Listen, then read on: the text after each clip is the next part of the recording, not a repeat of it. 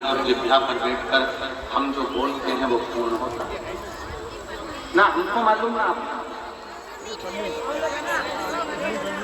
तो फिर शिवपुराण कहती है कि जब आपको ये नहीं मालूम कि सरस्वती किस समय पर आपके जिह्वा पर आकर बैठेगी, कब वो बोलेगी, आपकी जिह्वा पर कब सरस्वती माता आकर बैठ जाएगी और उसकी वाणी सिद्ध हो जाएगी, तो शिवपुराण की कथा कहती है कि दिन भर में परमात्मा का नाम तो लो मना नहीं है, पर सत के लिए अच्छा बोलने का प्रयास करो।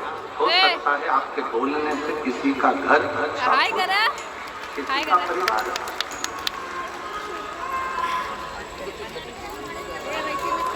हो सकता है। और मैंने तेरे ही भरोसे बाबा, तेरे ही भरोसे हवा उड़ती जाऊंगी बाबा।